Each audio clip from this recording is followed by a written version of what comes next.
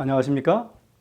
오늘은 계시록 8장 일곱 나팔에 대하여 살펴보겠습니다.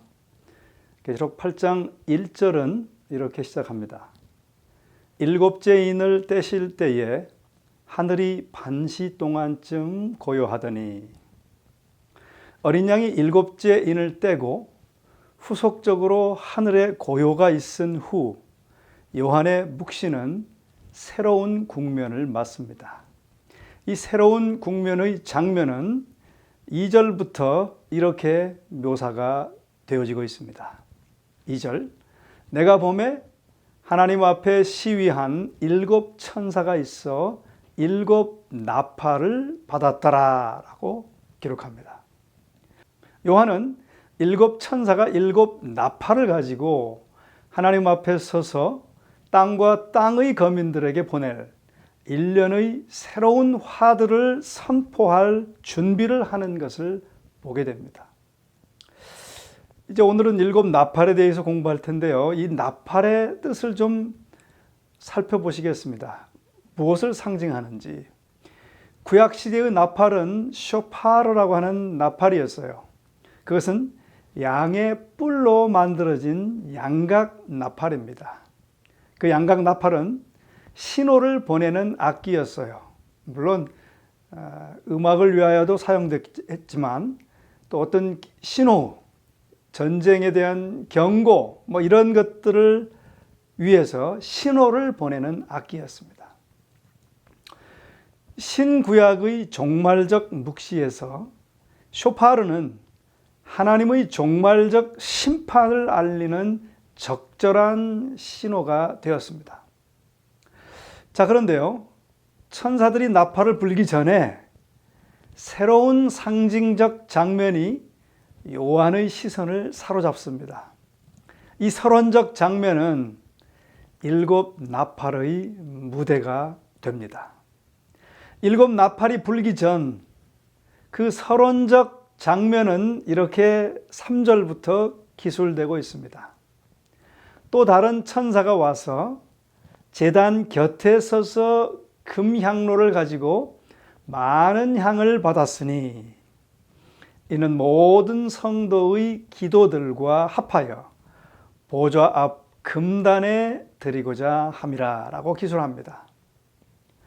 요한은 또 다른 천사가 금향로를 가지고 번제단과 근접 거리에 서 있는 것을 봅니다. 그 천사는 많은 향을 받은 후 모든 성도들의 기도와 함께 그것을 보좌 앞에 있는 금향단 위에 드립니다. 이 장면은 구약의 예배 제도 위에 구축되어 있는 것입니다.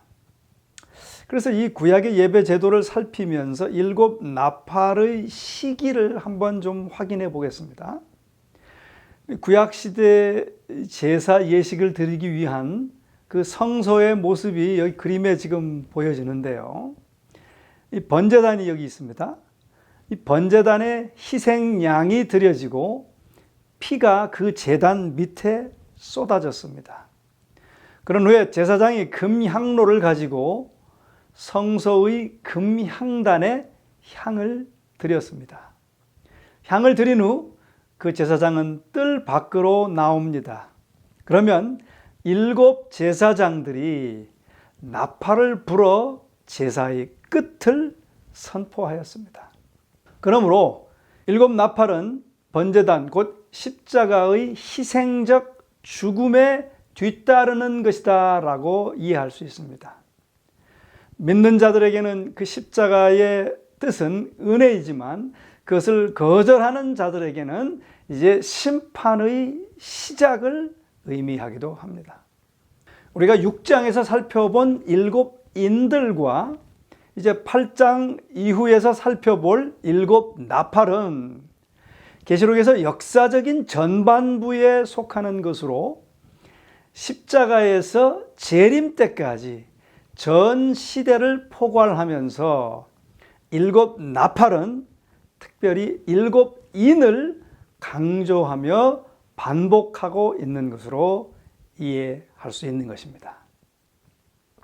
자, 3절의 천사는 번제단에서 성도들의 기도와 함께 향을 받습니다. 그 향이 무엇일까요?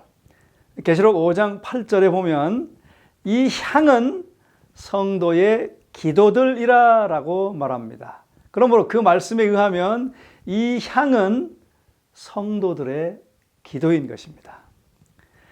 금향로는 모든 성도의 기도와 탄원을 담은 것을 의미하겠죠.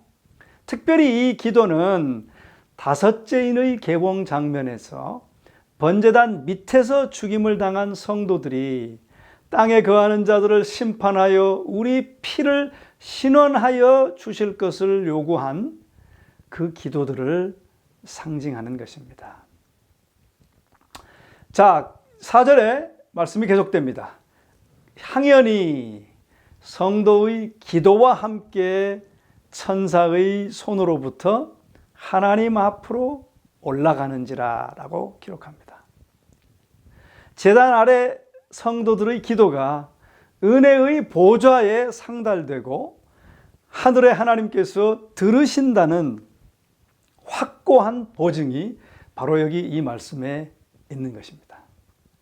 자, 그런데 이제 갑자기 장면이 바뀌어요. 5절입니다. 천사가 향로를 가지고 단 위에 불을 담아다가 땅에 쏟음에 뇌성과 음성과 번개와 지진이 나더라 라고 5절은 기록하고 있습니다. 이 말씀은 에스겔의 묵시 장면을 생각나게 합니다. 에스겔 10장 2절에 보면 하나님이 가는 베옷 입은 사람에게 일러 가라사대 너는 그룹 및 바퀴 사이로 들어가서 그 속에서 숯불을 두 손에 가득히 움켜가지고 성읍 위에 흩으라 하시매 그가 목전에 들어가더라 라고 기록하고 있습니다. 이 말씀은 베옷을 입은 한 사람이 그룹 사이에서 불에 핀 숯을 취하여 예루살렘에서 자행된 가증한 것 때문에 하나님의 심판의 표로 숯불을 그 도성 예루살렘 위에 쏟는 것이 기록되어 있습니다. 이 구약적 배경에 비추어 보면 계시록 8장 5절에 핀 숯을 땅 아래에 쏟는 것은 심판의 행위를 상징하는 것으로 이해할 수 있습니다. 성도들의 기도가 들어졌던 바로 그 제단의 불이 땅으로 쏟아진다고 하는 것은 특별히 흥미로운 모습입니다. 그에 대하여 로버트 L. 타머스는 이렇게 말했습니다. 통상 향을 드리기 위해 사용된 향로는 이제 기도에 응답하는 심판의 상징이 된다. 7 나팔로 상징된 심판이 땅과 그 거민에게 쏟아지는 것은 바로 성도들의 기도에 대한 하나님의 응답이다라고 말하고 있습니다. 즉 그것은 하나님의 백성은 잊어버린 바 되지 않으며 그들의 기도는 반드시 들으신 바 되고 꼭 응답된다는 보증의 기별을 담고 있는 것입니다. 불을 땅에 쏟음에 뇌성과 음성과 번개와 지진이 나더라 라고 기록한 것을 어떻게 이해하면 될까요? 이것들은 하나님의 등장에 대한 상징으로서 시내산에서 불과 뇌성과 번개와 지진으로 나타나신 모습과 매우 흡사합니다. 그 모습은 출애굽기 19장에 기록되어 있죠. 이 현상은 하나님께서 바야흐로 당신의 백성들에게 주시려고 하는 기도의 응답을 상징하는 것입니다. 그분께서는 충성된 자들을 악의적으로 해하고 압제했던 자들 위에 그분의 의로운 심판과 보응을 쏟으려고 준비하고 계시는 것입니다. 자, 6절의 말씀은 계속됩니다. 7 나팔 가진 7 천사가 나팔 불기를 예비하더라라고 기록해요. 금향단 위에 향을 드리는 8장 3절의 일과 땅에 불을 쏟는 일은 일곱 천사들에게는 그들의 나팔을 불라는 신호인 것입니다. 이 일곱 천사들은 이제 이 땅과 그 거민들 위에 막 쏟아지게 될 화를 이제 선포하게 될 것입니다. 우리는 이 일곱 나팔의 재앙의 사건들을 이제 오늘과 또 다음 시간을 통하여 자세히 분석할 것입니다. 각각의 나팔을 불 때 일련의 사건들이 지상에서 일어납니다. 앞서 살펴본 8장 2절에서 6절 사이의 말씀에 비추어 보면 이 일곱 나팔이 불려질 때 발생하는 사건들은 당신의 백성의 기도에 대한 응답으로서 일련의 하나님의 역사 개입적 심판으로 이해되어야 합니다.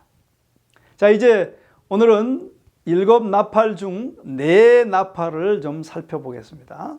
7절입니다. 첫째 나팔이에요. 첫째 천사가 나팔을 부니 피 섞인 우박과 불이 나서 땅에 쏟아지매 땅의 3분의 1이 타서 사위고 수목의 3분의 1도 타서 사위고 각종 푸른 풀도 타서 사위더라라고 기록하고 있습니다. 이 첫째 천사가 나팔을 불 때에 피 섞인 우박이 또 불이 땅에 쏟아졌습니다. 구약에서 우박과 불은 하나님을 적대하고 그분의 백성을 압제하는 자들에 대하여 사용된 하나님의 심판의 무기였습니다. 우박과 불은 이스라엘의 출애굽을 거절하자 온 땅을 황폐케 하였고 들의 모든 식물과 나무를 파괴한 애굽의 7째 재앙과 우박의 불을 생각나게 합니다. 그것은 또한 에스겔의 예언을 상기시켜 줍니다. 에스겔 38장 22절에 보면 내가 또 온역과 피로 그를 국문하여 쏟아지는 폭우와 큰 우박덩이와 불과 유황으로 그와 그 모든 때와 그 함께한 많은 백성에게 비를 내리듯 하리라 라고 기록되어 있습니다. 하나님께서는 북쪽에서 온 원수의 나라 곡이라는 나라 곡을 피가 섞인 우박과 불을 사용하여 싸우십니다. 자, 그러므로 이 구약 성경들을 반추해 볼 때 많은 피 흘림이 수반된 우박과 불은 하나님께서 개입하시는 심판의 도구였으며 특히 그 심판의 대상은 하나님의 백성을 압제하는 나라들이었습니다. 피 섞인 우박과 불이 나서 땅에 쏟아짐에 땅의 3분의 1이 타서 사위고 수목의 3분의 1도 타서 사위고 각종 푸른 풀도 타서 사위더라 했는데 이 3분의 1은 무슨 뜻일까요? 계시록 8장 9장에서 나팔들을 불 때 영향을 받는 3분의 1이라고 하는 영역은 하나님의 심판에 영향을 받을 사단의 왕국의 부분을 가리키는 것입니다. 자, 피 섞인 우박과 불이 나서 땅의 수목의 3분의 1도 타사위고 또 각종 푸른 풀도 타사사위였다라고 기록하고 있습니다. 이 구약에서 수목과 푸른 풀은 종종 하나님의 백성 이스라엘을 상징합니다. 하나님의 백성이 언약에 대하여 불성실하여 당신의 원수들과 동일시 되었을 때 이런 심판이 내렸어요. 에스겔은 하나님께서 불성실한 예루살렘에 불을 붙이실 것이라고 예언했는데 그 불은 모든 푸른 나무와 모든 마른 나무를 태울 것이었습니다. 또 유대 지도자들에게 말씀을 전하면서 신약에서 침례 요한은 좋은 열매를 맺지 아니하는 자는 누구든지 나무처럼 잘려서 불 속에 던져질 것이다 라고 선언하였습니다. 특별히 이 첫째 나팔에 등장하는 나무의 상징성을 이해하는 핵심 성경절은 예루살렘 거민들에 대하여 말씀하신 예수님의 예언에서 발견됩니다. 예수님이 이렇게 말씀하셨죠. 푸른 나무에게도 이같이 하거든 마른 나무에게는 어떻게 되리요? 라고 누가복음 23장 31절은 기록하고 있습니다. 분명히 이 말씀에서 예수께서는 자기 자신을 푸른 나무에 비유하시고 배도한 유대인들을 마른 나무에 비유하셨습니다. 푸른 나무로 비유된 예수님이 이런 식으로 취급되셨다면 예수님을 반대하고 거역한 연고로 마른 나무가 된 그 나라에는 무슨 희망이 있었을 것인가 라고 말하신 것입니다. 어쨌든 이 첫째 나팔의 심판은 대부분의 성경학자들이 AD 70년의 로마에 의한 예루살렘의 멸망을 가리키는 것이다 라고 주장하고 있습니다. 이러한 성서적 증거는 첫째 나팔이 예수님을 거절하여 십자가에 못 박고 복음을 거절한 자들에게 임한 결과들을 묘사하고 있다는 쪽으로 결론짓게 하는 것입니다. 성경은 심판이 하나님의 집에서 시작된다라고 분명히 말하고 있습니다. 이 심판은 따라서 하나님의 언약을 배반하고 그리스도를 따르는 자들을 압제하고 핍박자들이 된 하나님 자신의 백성들에게 쏟아지는 것을 말하고 있죠. 유대가 수도 예루살렘과 함께 AD 70년에 멸망했을 때 이 예언처럼 많은 유대인들은 태움을 받았던 것입니다. 밀만은 이렇게 기록합니다. 밀만은 흩어진 요세푸스의 기록을 종합했을 때 전쟁 시초부터 끝날 때까지 죽임을 당한 사람이 134만 5,460명이고 포로가 되어 갇힌 유대인이 10만 1,700명이라고 집계하였습니다. 로마에 의하여 포위된 기간에 굶어 죽은 사람은 무려 11만 명이나 된다라고 그렇게 기록하고 있습니다. 그래서 이 첫째 나팔은 멸망한 예루살렘에 내려진 하나님의 심판을 상징하는 것이다 라고 이해할 수 있습니다. 둘째 나팔은 8절부터 이렇게 기록되어 있습니다.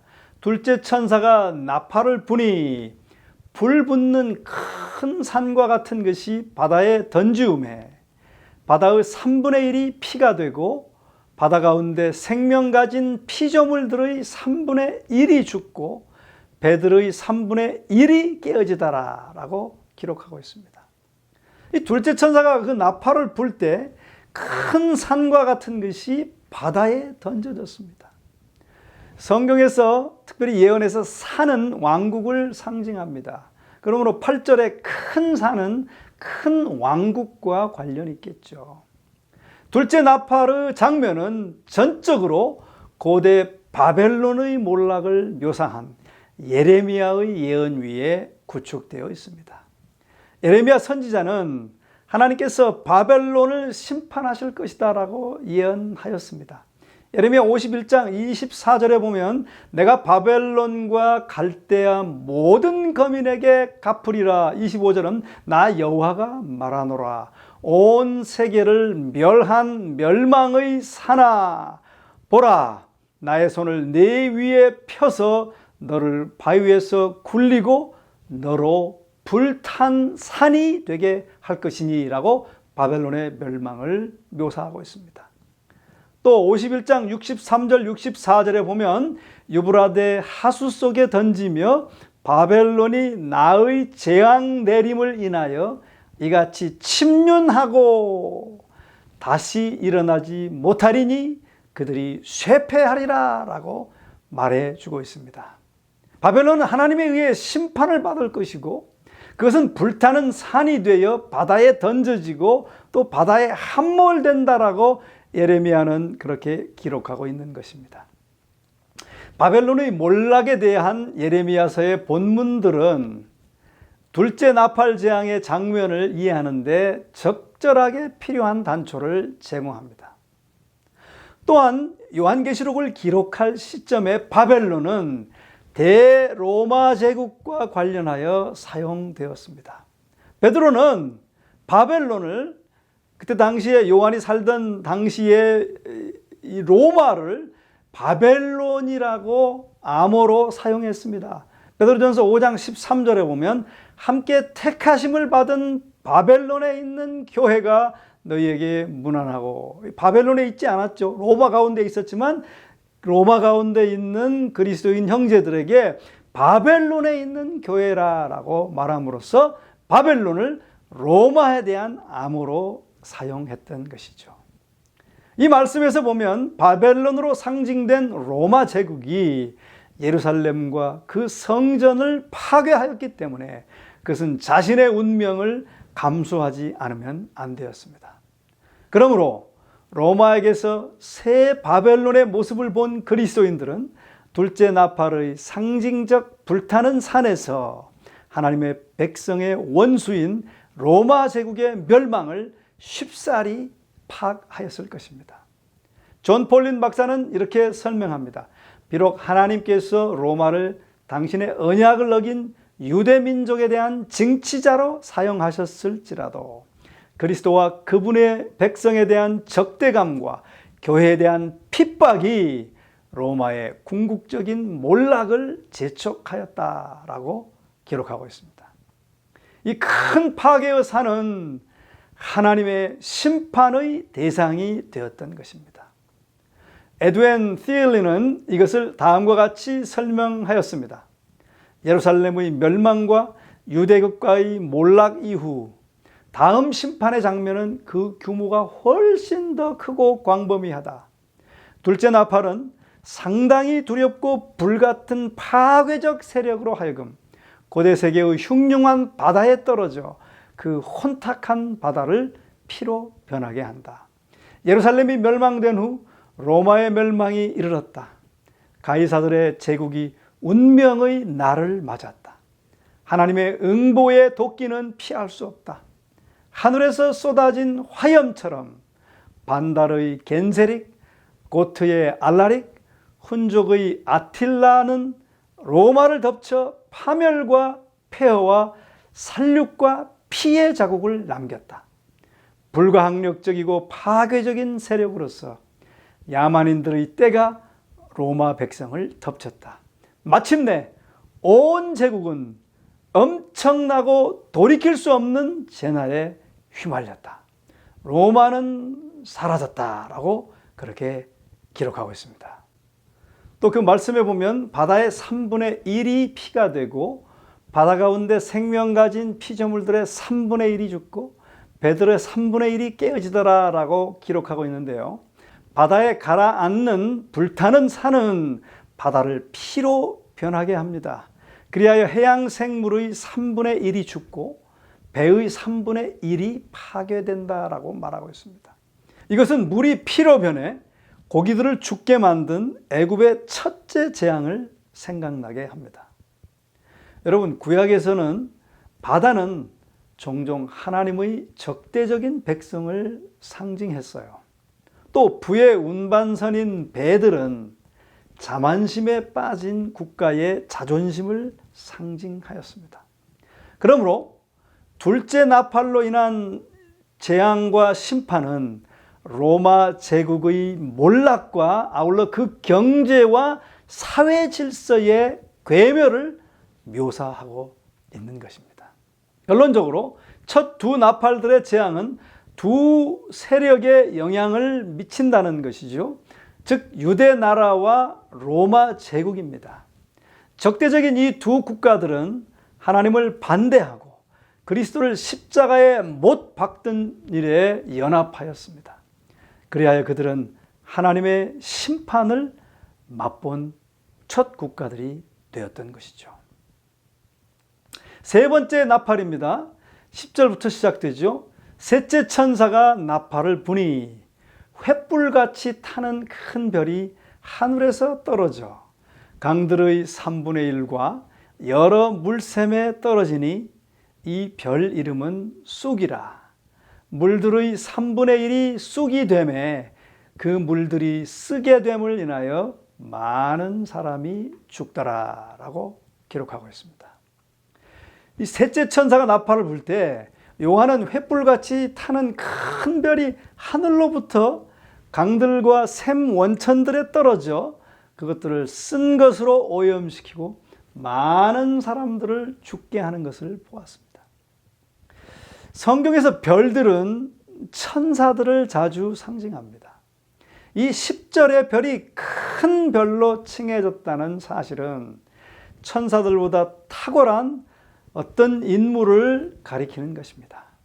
분명히 그것은 이사야 14장 12절에 기록된 너 아침의 아들 계명성이여 어찌 그리 하늘에서 떨어졌으며 라고 기록된 하늘에서 떨어진 계명성을 상기시켜 줄 뿐만이 아니고 예수님이 말씀하신 것 중에 사단이 하늘로서 번개같이 떨어지는 것을 내가 보았노라 라고 말씀하신 그 예수님의 말씀이 생각나게 해줍니다.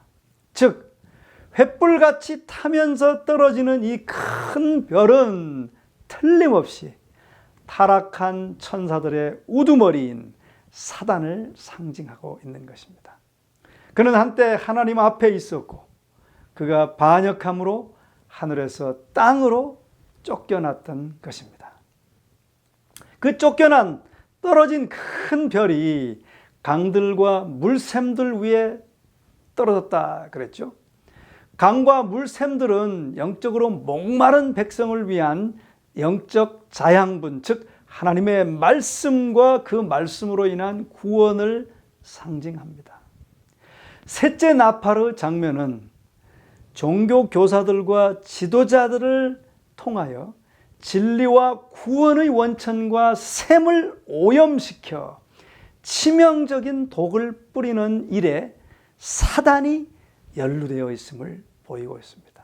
또 11절에 더 설명합니다. 이 별 이름은 쑥이라. 물들의 3분의 1이 쑥이 되매 그 물들이 쓰게 됨을 인하여 많은 사람이 죽더라 라고 기록합니다. 하늘에서 떨어진 큰 별의 또 다른 이름은 여기서 쑥이라고 기록되어 있습니다. 그것은 신선한 물에 떨어져 그 물의 3분의 1을 쑥으로 변하게 한다는 것이죠. 쑥으로 변하게 한다는 말은 무슨 말일까요? 쑥은 죄와 배도에 의한 쓰라림의 상징입니다.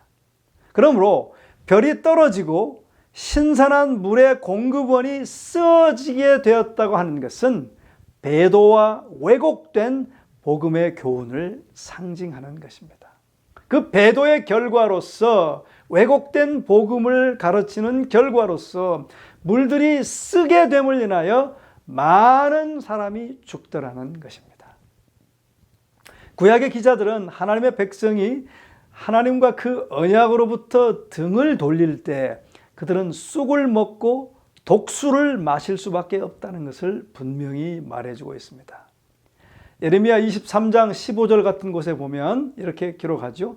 내가 그들에게 쑥을 먹이며 독한 물을 마시우리니 이는 사악이 예루살렘 선지자들, 여기 거짓 선지자들이죠. 또 거짓 가르침을 가르친 거짓 선지자들을 강조하는 것이죠. 예루살렘 선지자들에게로서 나와서 온 땅에 퍼짐이라 하시니라.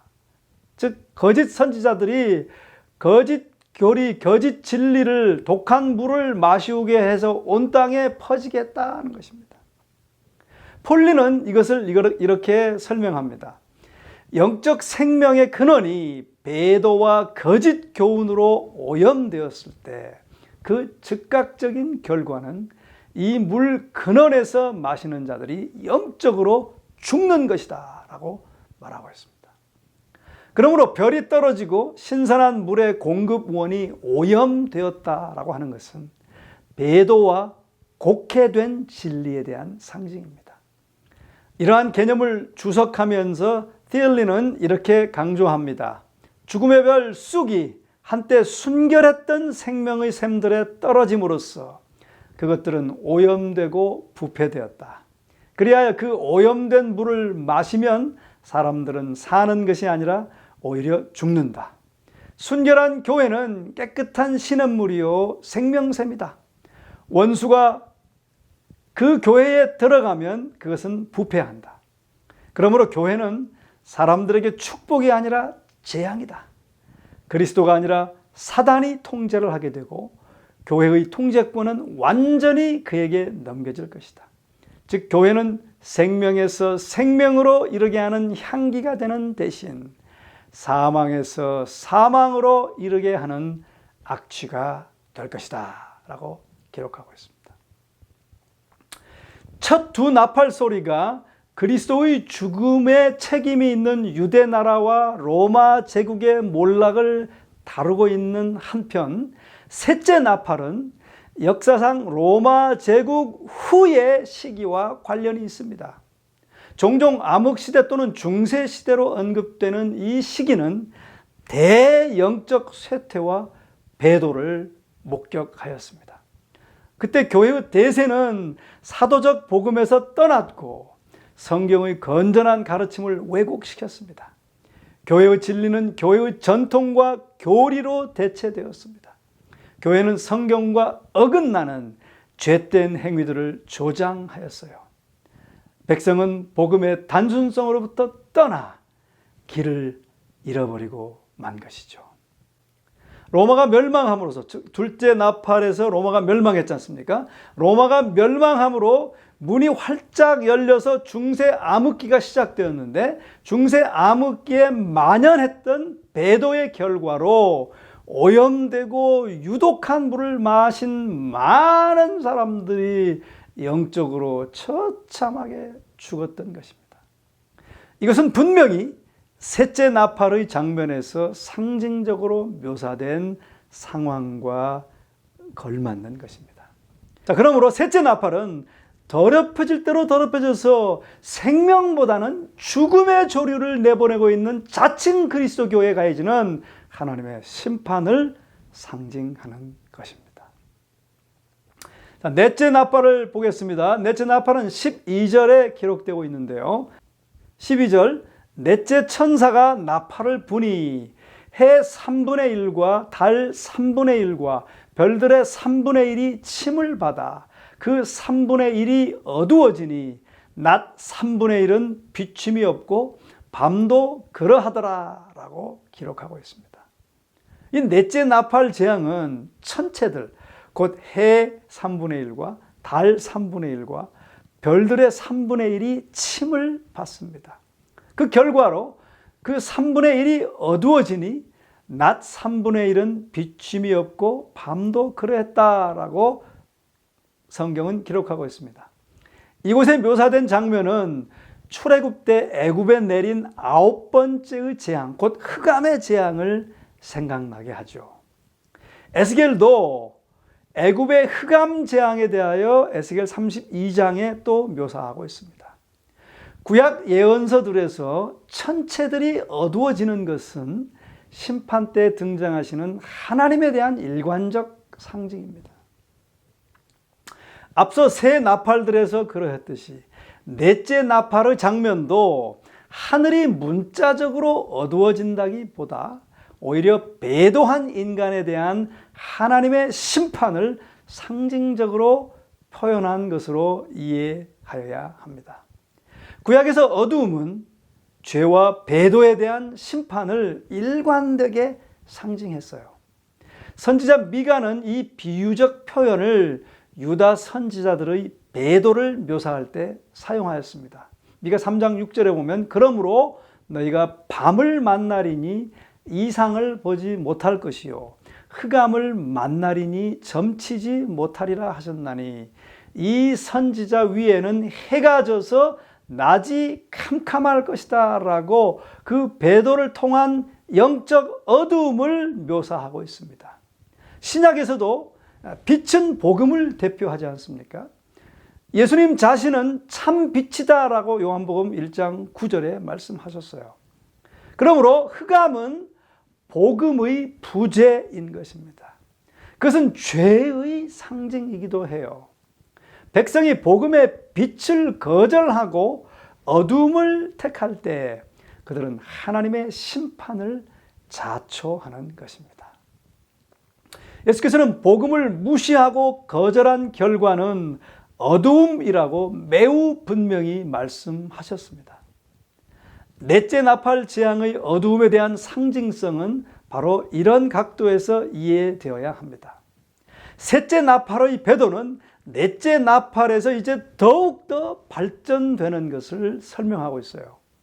셋째 나팔이 상징적 언어로서 중세교회의 영적 쇠퇴와 배도의 결과를 그리고 있다면, 넷째 나팔은 중세 이후 세상에 만연했던 더욱 혹심한 어둠, 영적 어둠을 묘사하고 있는 것입니다.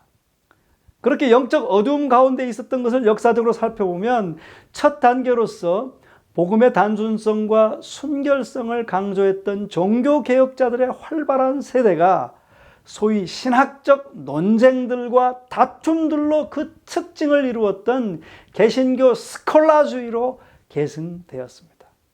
그 다음 단계로서 계몽시대 혹은 이성시대의 지적 혁명이 16세기에서 18세기에 이르는 유럽의 특징이 되었어요. 그러나 그리스도인의 신앙 방식은 서구인들의 사람들의 마음을 사로잡지 못했던 것이죠. 이 새로운 현상은 전통 종교를 거절하게 만들었고 합리주의, 회의주의, 인본주의 그리고 자유주의를 생성시켰습니다. 그것의 마지막 생산품으로서 세속주의가 이제 드디어 태동하고 치솟게 되었던 것입니다. 그 세속주의의 물질주의적 출발과 초자연적인 것에 대한 부정, 또 믿음에 대하여 갖는 회의주의와 더불어 세속주의는 성경의 권위와 그리스도인의 믿음을 인간의 이성으로 대체해 버렸습니다. 세속주의의 이 부정적 측면은 점차적으로 그리스도인의 믿음과 생명력을 생명 없는 형식주의와 영적 무기력으로 퇴복해 하였고 수백만의 사람들에게서 구원의 소망을 빼앗아 가버렸습니다. 그러므로 넷째 나팔은 만연한 세속주의의 영향 하에서 참 빛의 영적 근원, 즉 성경적 복음에 대한 깜깜한 영적 어두움을 묘사하는 것으로 이해할 수 있을 것입니다. 넷째 나팔의 재앙이 끼치는 특별한 영향은 영적 빛의 유일의 근원인 복음을 부분적으로, 즉 3분의 1을 어둡게 하는 것으로 이해할 수 있겠습니다. 그 혹심한 어두움과 그것의 두려운 결과는 이제 다섯째와 여섯째 나팔에서 더욱 분명하게 설명이 될 것입니다. 다음 시간에 그 부분을 함께 연구해 보겠습니다. 오늘 우리는 이 8장을 통하여 성도들의 기도에 반드시 응답하시는 하나님의 모습을 보았습니다. 신실한 성도들을 해하고 핍박하는 자들에게 심판으로 임하시는 하나님의 분명한 사실을 깨달았으므로 우리 두려워하지 말고 믿음으로 선하게 하나님을 향하여 살아가는 여러분들이 되기를 바라고, 모든 심판은 하나님께 맡기는 그런 신실한 성도들이 되시기를 주의 이름으로 간절히 축원합니다. 기도하시겠습니다. 사랑의 아버지 하나님, 오늘 이 나팔들의 예언을 통해서 성도들의 기도에 반드시 응답하시는 하나님이심을 알게 하시니 감사합니다. 그러므로 우리를 해하려 하는 악인들을 두려워하지 않고 믿음의 선한 싸움을 싸워 선으로 악을 이길 수 있도록 도와주시옵소서. 그리고 모든 심판은 하나님께 맡기우고 믿음으로 살아가는 우리 모두가 되도록 축복해 주시옵기를 예수님의 이름으로 간절히 기도하옵나이다. 아멘.